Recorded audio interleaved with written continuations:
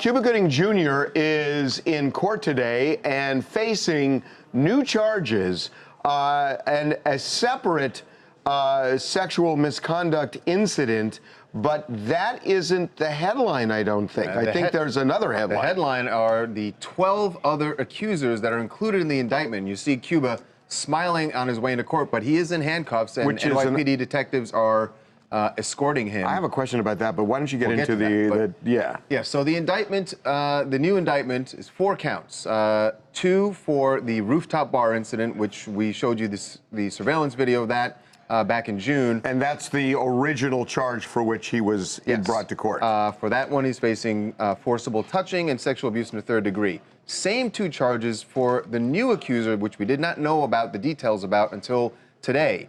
That incident, according to the prosecutors, happened back in October 2018 at Tao in New York. And Cuba is accused, the accuser says that he walked up behind her, pinched her butt.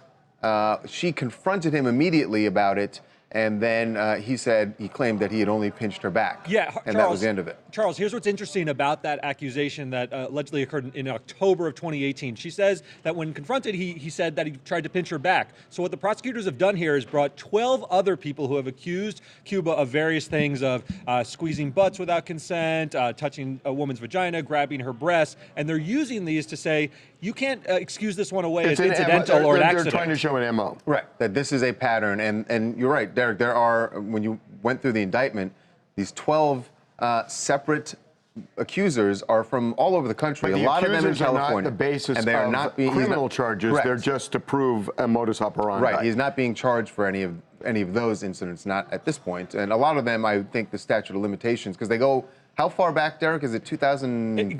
It goes all the way back to 2001, but some of them are quite recent, going up to around 2015 and 16. Right. And they're in other jurisdictions, so it's not necessarily that the statutes run out, but they're not in New York. But this could raise flags for other prosecutors to maybe bring some charges. Who knows? Cuba went to the police station today and got booked. It surprises me, and obviously there's something I'm missing here.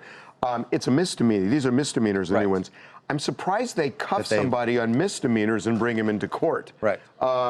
Usually that's not the case with a misdemeanor. Does that not sort of denote the feeling between Cuba's legal team that there's definitely been some how do I say this? They don't like each other. Cuba's legal team and the prosecutors have had a lot of battles behind the scenes here. I don't know that. Look, I mean, there's obviously something I'm missing here, but in other jurisdictions, if it's a misdemeanor, you don't get. By the way, the arraignment lasted less than 20 minutes, and Cuba walked out of court. He was not in handcuffs when he left. Speaking of Cuba leaving and coming to court, can we talk about like why is he always smiling? Like this is serious, and I understand that you've denied it. Maybe you think it's laughable, but like this is a serious case. And I don't think it's fair to say that he thinks it's laughable, but I know what you're saying, David. He looks so weird coming in all the time. Yeah, he's saying he's not worried. I mean, that's not unusual. Right. That is not unusual. Right. Did they stop at the mic? They did. His attorney, Mark Heller, had a few comments about the indictment. We are completely confident that there will be no criminal conviction of Cuba Gooding Jr. Cuba Gooding Jr. is certainly innocent of the allegations that will be presented today before the court, and we're going to ask that the court send this case out today for trial.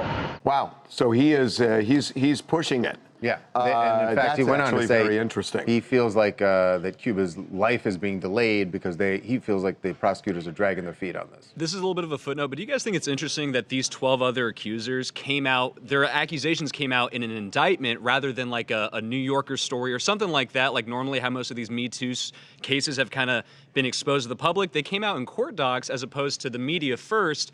I don't know. I thought that was a little interesting that people were willing to go straight to cops first. I know, that's funny you say that because it's usually the way it happens, but it's different these days. Hello, hi, Julia Gallardo from New Jersey. Although Mark Geller, Cuba Gooding Jr.'s lawyer, is claiming his innocence due to the notion that this new accuser has come forward a year after the alleged incident and also had asked before for a settlement, does not prove his innocence by far. And it doesn't look good for him right now. Not at all. He's always smiles and all, but however, the prosecutors are hard at work building Lego blocks to prove that he has a pattern of abusing women.